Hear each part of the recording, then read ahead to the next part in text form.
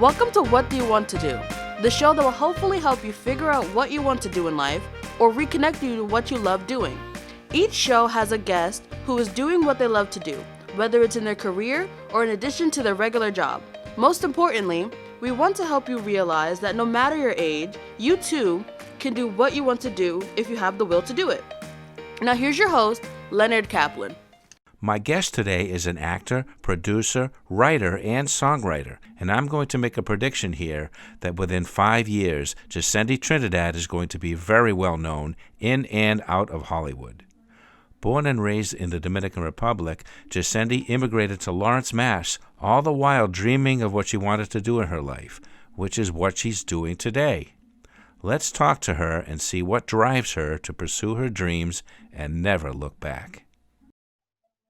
With me here via Zoom, directly from Hollywood, California, Yissendy Trinidad, producer, writer, actress, owner of Trinidad Entertainment, owner and founder of Trinidad Entertainment, and the host of the podcast Unconditionally Yissendy, and My Dating Life in LA, the film series that you produced with Trinidad Entertainment. Yes, Trinidad Entertainment Group, because there's another one that said Trinidad Entertainment, and that company is not good.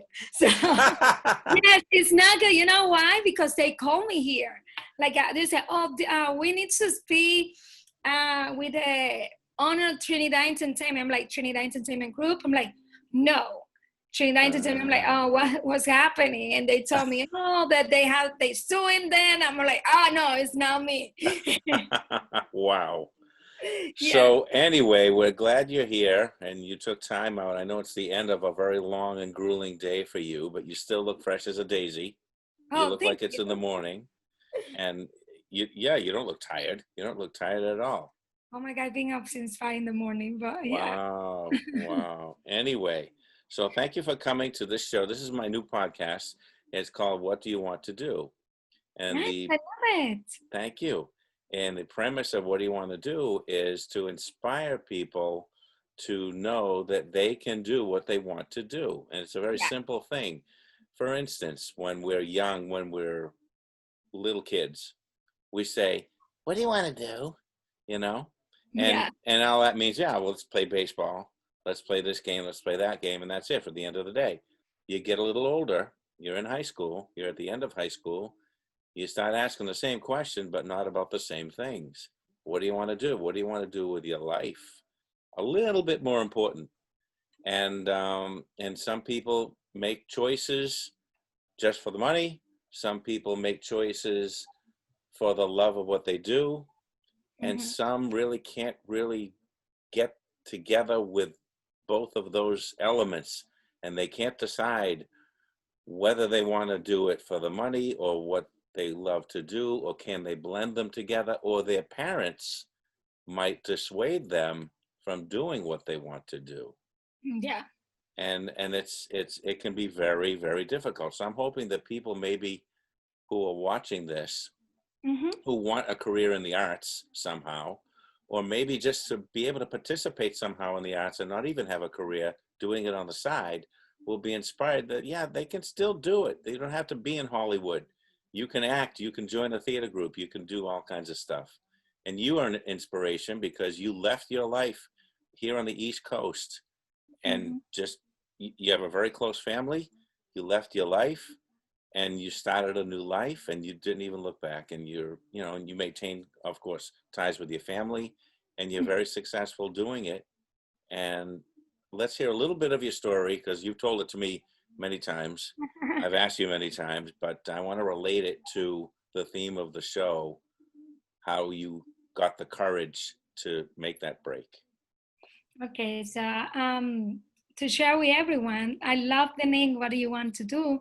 Because the funny thing is, like, for me, since I was a little girl, I always want to be in the entertainment. For me, it was like, I want to be an artist, because I used to sing. I used to I used to write my own song and start singing. And I was playing the violin and the ballet. And my mom got me in a couple things in Dominican Republic. And I always say I want to have my own show, because for me, it was like, oh, I want to be in in a show, like, as a host or whatever. That's what I really wanted to do in the entertainment. Then I got the opportunity to move to Boston, thanks to my dad. That when I moved to Boston, I was like, okay, I was doing more like print work. You had a show before. I went to the show to host one time. Yes, I you did. remember. and and then like for me, it was like I got the opportunity to do to audition for a Yes. movie in Boston. Mm-hmm. And that's when I finally say, oh, this is something that I want to do. I'm moving to LA. Mm-hmm. So I'm moving to LA and seeing like, the difference. Because like here people say, oh, you have an accent. I'm like, what are you talking about? I speak English. Right. Yeah, but you have an accent. And it's like, they give a little bit more hard time because I'm Latina, but my first language is Spanish. Mm-hmm. So like for me, I learned here, like in the industry, if you just do one thing, like it's better for you to create and have other options. Right. Like I don't have plan B, I don't have plan C. I just have plan A. And I think the people that really became successful are the people that only have plan A. Because if you have plan B, you're gonna be okay. Like for me, I went to college, I got my degree and everything. And if anything, I'm saying, okay, I got this, but in reality, I don't see myself doing anything else that is not in their entertainment. So you would have been miserable if you didn't do what you did, is what you're saying. Yes. Mm-hmm. And you, just to make it clear, she started off in the Dominican Republic and then came to Boston and then moved to LA. Yes. Right? Mm-hmm. That's correct. So I heard your interview on your Unconditionally Yissendy podcast with Julissa Calderon. Yes. And you're a very good host. I like the way you prepare your questions. Oh, thank you. And it's, she had a lot of really valuable things to say. So you were able to get out of her some really valuable information about breaking in too. How did you meet her? Well, let me tell you, Julissa, she's my neighbor. She is. Wow. She's Okay. my neighbor. We met through another friend. Mm-hmm. And then we became close, like, she lived in another building. The building, like, it's like it's another building between us, but she lived in the other building. Yeah. So thanks to that friend that we have in common, we became closer, and she started working in Pero Like, in BuzzFeed. So that's how she became more like, popular and everything, because for the Latino community, she's a very she's a really good inspiration and motivational person as well. So she started doing her own projects over there. And I was one of the girls that she, she picked to be in one of her projects. Mm-hmm. So we became friends. And I know her story, what she went through, before she started BuzzFeed. We are going through the same thing. And now she's been she's on Netflix. She's doing big things, and I'm so happy for her. Because when you feel that one of your friends really made it, it's like, it's like satisfaction to say, wow, my friend made it. I'm getting there too. Yeah, that's great. It does give you hope. Yeah. That's great. And now, how did you happen to meet her? Sometimes in LA, especially, people live on top of each other and they never meet. So were you walking around one day, or did you take she's Tweety out? She's Dominican, Okay. like me. Yeah. And my friend is Dominican. So my friend said, oh, I got a friend that she's going to do a get together in her house, like with Dominican food. And it was her house. So I got invited to her house. There we go. And then we became friends. And this was before the BuzzFeed situation. Yeah. Oh my God. That's what, 3 or 4 years ago. Yeah, that's great. And, she seems to have retained her being humble, and doesn't think she's all that, and no, she's still a friend. Yeah, that's great. That's great to be able to meet friends like that. In LA, I've been told that it's kind of hard to do that. It's really hard. Yeah, I think you told me. Yeah. I remember some of your stories. Now, getting back to the theme of the show. So, did you face any opposition from family or friends when you decided to move to LA? Well, my family, of course, my parents, they want me to be there. Yeah. But they were very supportive. I said, okay, if that's what you really want to do, we support you. That's great. We're kind of worried, like Latino families, they get really worried about everything. Yeah. My mom especially. Jewish But families do that too. So yeah, they like, you're really yeah. close. They're like, wow, you're crazy. Like, because I was telling her the other day, I'm thinking I'm gonna move to Spain. I wanna go and do acting over there. Wow, are you crazy? You're gonna go so far away. And I'm like, Mom, I just wanna explore other places besides LA. Yeah. Because for me, I know Spanish is my first language, and I wanna go over there and see how it's now. Right now with the COVID, I cannot do anything. Right. But I would definitely would like to go there and try it for a couple months and see how it goes. Now, how is the movie industry in Spain? I know they It's had a big one in Mexico. Yeah, but Mexico, let's not get into Mexico because I don't want to say things. But yeah, I can say it. I can say it because my mother watches telenovelas. They yeah, don't hire people who aren't blonde and light skinned. They don't hire that's the people only like thing they me. hire. They don't Right. hire people that look like me. So they have I, a stereotype. which is very, very ironic. They're stereotyping their own countrymen. You Yeah, know, because they have a it's lot of people with my skin tone and they don't really. So so they are different change, yeah. in Spain. They're different. And in Spain, they have a more opportunity. I think I can go there. Hmm. I can try. They have a lot of movies. I've been like watching Netflix and watching all the streaming services. I'm like, oh my God, Spain is like really popping right now. Hmm. And I see looking through agency to see who they have. They have a lot of talent from Mexico as well too, trying to be representing over there. That's smart of them to do that, Yes. and it's Mexico's loss. You know. Yeah, but it's a lot of people. I expect recently I talked to one of my friends in Spain that he is like a kind of serious regular in a show there. And he was telling me right now it's really bad here. And a lot of people are going to Mexico to trying to Okay. find work in Mexico right now. Yeah. And I don't know, with the COVID, who knows? But everything is changing. Everything right now is a lot of self-tape. That's what I've been doing the most. A lot of audition self-tape. And I like Yeah. it, Yeah. but I like to go to the office too. Right. And what would become of Trinidad Entertainment Group if you went to Spain? Would you do it over there? Well, I would continue over there. I Yeah. would continue creating over there. Hmm. It all depends, but because right now I'm trying to get my show feisty pitched by a network. And that's one of the things that I say I'm gonna give myself maybe another year here Hmm. and see how it goes. I've been sending it to production company and stuff like that to Hmm. see who's interested. I have two name actors attached to the project. I'm trying to put more people attached to the project. And that would be like a really like a breakthrough for me if my like I think with the story that I have, it can get pitched. That would be amazing. Yeah. Amazing, and that would really make your name. Now, would you be just as happy if you made it as a producer and a director and a writer rather than as an actor, or do you have to have all three? I have to be in it. Okay, I don't have to be there. Like for me, I want the main role because it's my story. sure. So I wouldn't mind to play all the role and Wow, be okay, able to yeah, have, sure. because that's what it is. I would just want my name to go out there and just create something with it.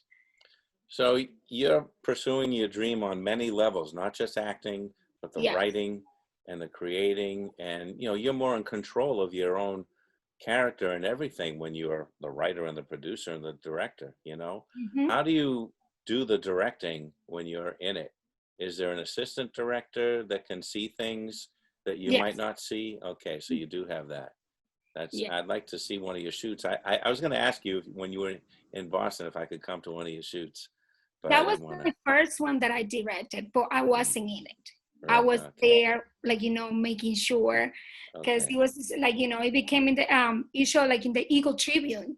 They Right. gave me an interview, Hmm. and I went there and I create everything. I said I'm gonna look for cast for people, Hmm. like they are not actors, but they can do it.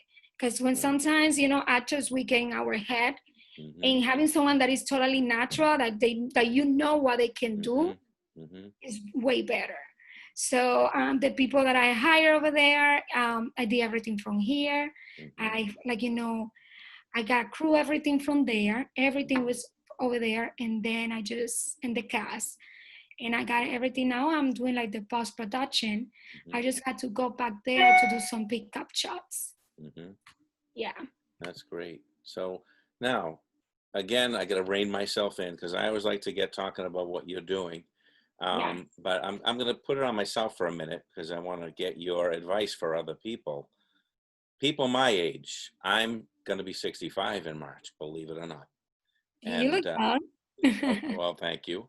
And people my age or people who are going to retire or people in their 30s, 40s, and 50s, a lot of them are very talented. I've met them over the years. I've taught some of them in school.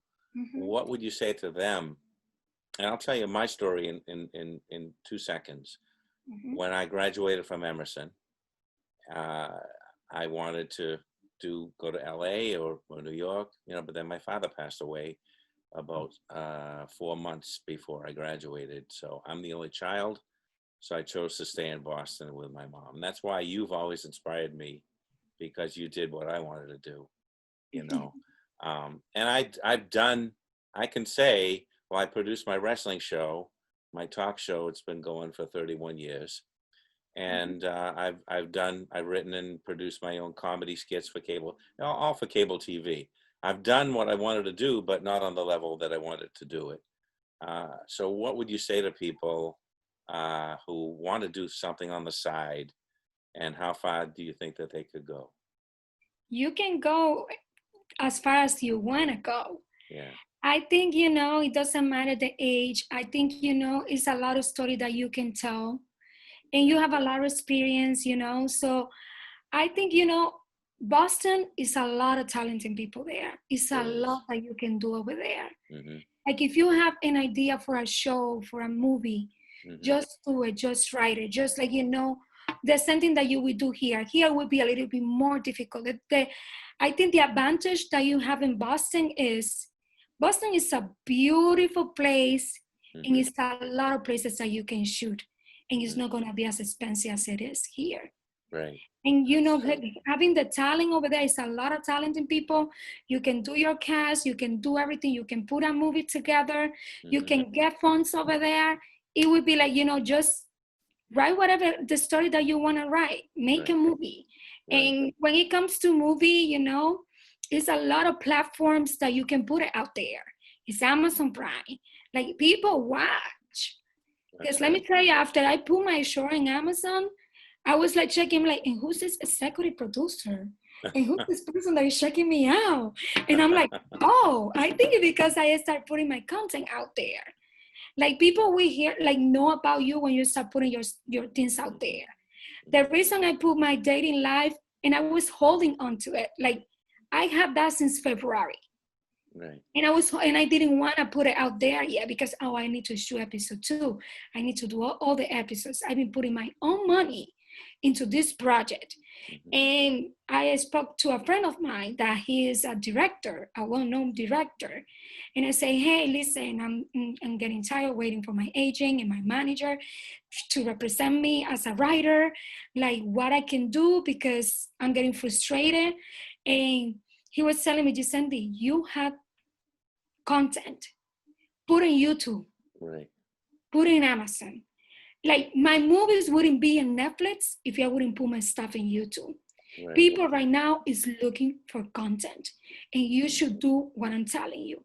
I put out there right now, like it's been 5 days that I put my dating life in LA in YouTube. He has almost 5,000 views. I was like, oh my God, it's really doing something. Now I had to shoot episode 2. So it's like, it doesn't matter what other people are gonna say. It doesn't matter, it's gonna take time. And age is only a number. You should start doing your own thing. It's a lot of movies out there, like you can play like a dad. You can like it's in Boston is gorgeous. When I went there, I was like location scouting, like, oh my God, I want to shoot here, I want to do this here. I'm like, why people what I like about Ben Affleck, And the other, what's the other actor that he always Matt going? Damon. Matt Damon. They always going shoot in Boston. Yeah, no, I realize that. In fact, a close friend of mine was in an acting group in Cambridge when they were kids, when Matt Damon and Ben Affleck were in that group, but they were Mhm. kids. He never actually worked with them, but they were in that group at the same time. So, yeah, no, you're absolutely right with your advice. I want to show you something real quick. Show me. That's one of my screenplays that I wrote, and Yes. I never did anything with it. It's Well, called, you should do something with it now. yeah, I got to rewrite it though. This is when I took a screenwriting course, a graduate course in screenwriting, and I have another one here too. Well, they both look the same, but yeah, I never did anything with it. I do a million things, Yissendy. I do voiceovers. I've been paid to do voiceovers, but I haven't marketed myself really Mhm. as well. I'm flirting with stand-up comedy now. I haven't actually done it yet. A friend of mine runs some comedy shows, and I almost did it. And I was going to do it when the COVID came in, and then it kind of stopped it for a while. But and I write music and all that, and I'm learning guitar again because I want to go Yeah. further with it. And my piano is right here, and you can't see that. But anyway, I say this not to really publicize myself, but I know that there's somebody out there. There are a lot of people out there probably listening to this that Mhm. you know they're like me. There's a lot of people that have that fantasy that want to go a little further, and they don't want to just go home and watch movies and And watch another other thing, people tell them stories. They want to write their own stories. You yeah, know? but this is the thing, and don't worry about the budget. You Yeah. don't have a budget. You know how many people over there are hungry to get credit, Yeah. to do something, to be like, when I went there, I put a crew together and it was, someone told me, okay, I got this person, and then I got this person. It was people from Connecticut, Connecticut that drove all the way to Lawrence, That's Massachusetts, amazing. Yeah. just to work in my project. That's great. That's great. And that's the thing. Don't worry. If you say, I don't have budget, don't worry. You're going to find people that want to work with you. That like your script, you just put it together. If they have a little bit of experience, it's a lot of people from the school that really want to, get credit, like, want to work. And I think you can do it. Like, it's easy to rent camera. If you ask me, go to lensrental.com. I don't work for these people, but I'm going to say it. You go lensrental.com and you can rent the camera. The lenses for 2 or 3 days. I spend like for those 3 days and I just shoot one day. Right. And I just like for 3 days, I rent everything. Right. And I just spend like maybe like $500 or $600 with the camera lenses that I need. You find people that, with lighting, like, you can find the crew that you need. Right. You don't have to pay. You just need to feed people, give it some food, and the credit, but you can do it. And if you have friends that have location, just tell your friends, hey, listen, I want to shoot this. I think I can use your place. They're not going to say no to you. Right. They want to support you. Thank you very much for that advice on behalf of people my age and all ages and who have careers like teaching, like I do, that want to do that stuff. Thank you very much, Yissendy. I appreciate it. Let me tell you, I do everything. I do everything for my company. When it's come to location, catering. Let me tell you, I was telling my friend was like, wow, like, I never see any producer going to Amazon. I said, listen, go to Amazon, buy the butts of water for it bring a lot, and you're going to find the cheaper. Right. Go and buy all the, instead of going to Costco, go and buy the butts that have all the chips for snacks. Right. I'm always looking, I'm always thinking, I'm always ahead. Okay, what am I gonna do next? So in the things that I have produced, I've found secrets like that. For instance, when you use video lights are very expensive, but camping lights use the same filaments as the video lights, and camping lights are like $40, so you have a little bit of a challenge to muffle it and to screen it and to filter the light. But, you can handle it. You know what I mean? The camera is not that important. What is most important is sound and lighting. Oh, yes. You have sound and lighting. I learned that from my first movie. Yeah. And because I had a bad experience with it, I was starting. When you're starting, it's always like, not everything's gonna come out perfect. It's gonna be a lot of problems with Yeah. continuity, Yeah. and that happens. And we don't trust. Don't trust was 45 minutes, and I had to cut it to 9. Had to cut it, like, to make it shorter, to make a short film. Yeah. And even though people was like, oh, it looks good, I'm like, you don't even know all the problems that I have with this movie. I'm like, and I spent a lot of money for sound because I had a problem with sound, to find a sound mixer. So now, if you see my dating life in LA, you're gonna see, wow, she spent like $100,000 in this. It's like the quality looks so good because I hire people that knows what they're doing. Sure. And Now, the sound and the lighting and everything, it was perfect. yeah, I mean, and that's one of the first things I teach my students is that half of what makes good video is good audio. If you don't have good audio, no one's going to watch that. It could look beautiful.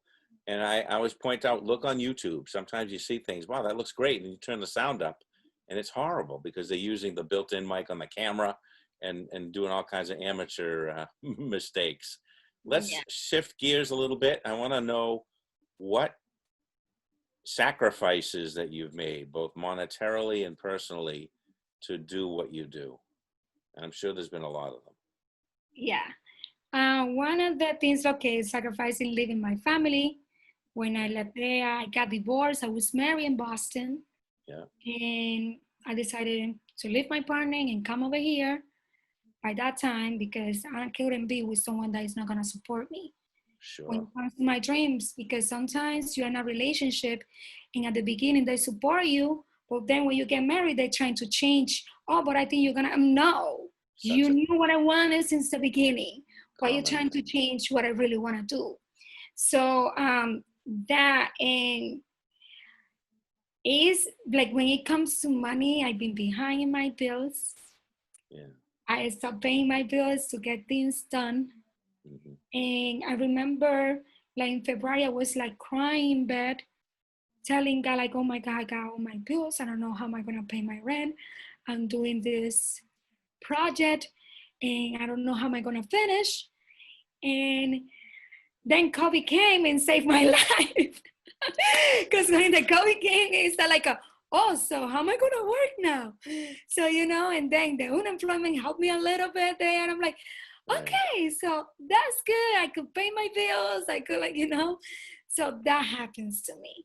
So when it comes to money, yeah, sometimes you have to stop doing certain things to get some things done. Like right now, I'm just trying to get to do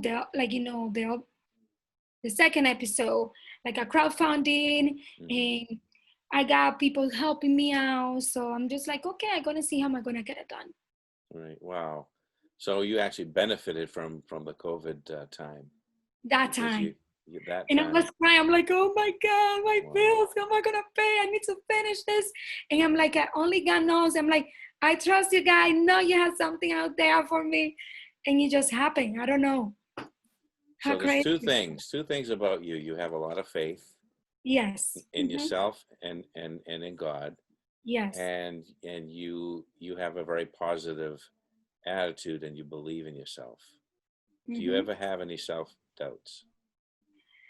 Yeah, it's been times that I felt like at the beginning of this year I was almost about to quit, but I'm not a quitter. And it comes to the time that you have people around you, like your representation, it could be, that keep telling you, trying to change who you are. Like for me, I'm very proud of me, Yissendy, having the accents that I have. This is what made me. This is me. So having agents and people here, oh, you have an accent. Can you be American? Can you be like, why I have to be American? This is me. I know it's kind of hard sometimes, and I don't have the same opportunity as other people. But I'm like, you have Sofia Vergara, you have Penelope Cruz, you have Salma Hayek. You listen to this woman and you heard that they have an accent. Why are you trying to make me change the way that I speak? Right. People can be very limited in the way that they think, and that's pretty sad. Sad for them because they're missing out on you, sad for you because, you know, there could have been an opportunity there, you know. Mhm. Is there any last words you'd like to say to our audience here on what do you want to do?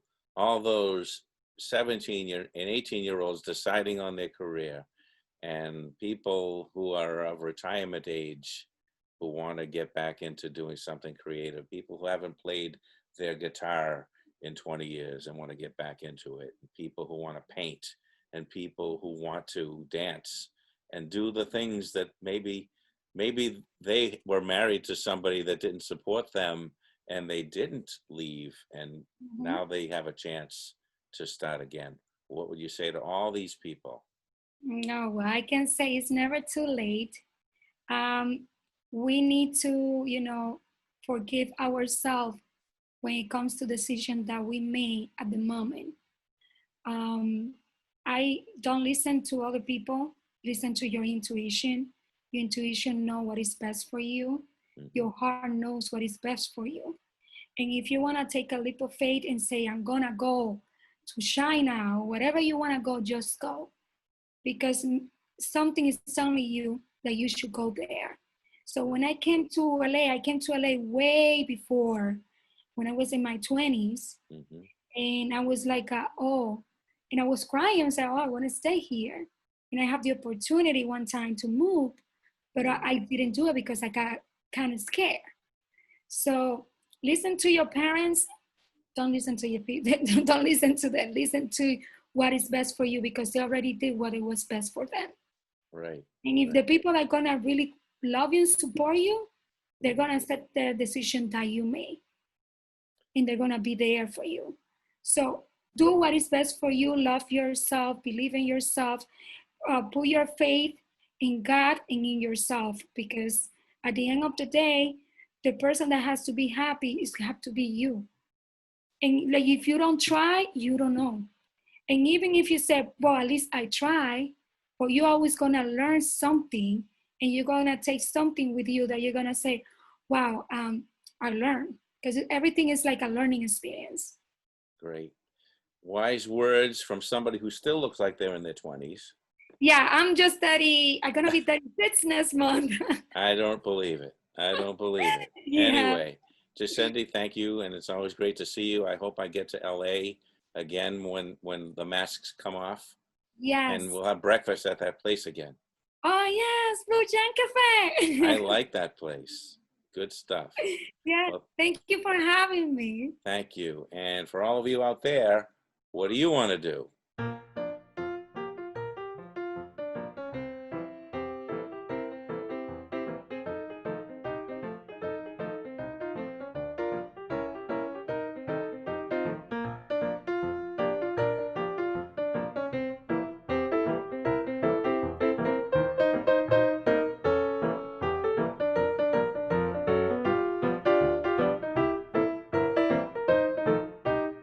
Join us again next time for another guest, and until then, what do you want to do?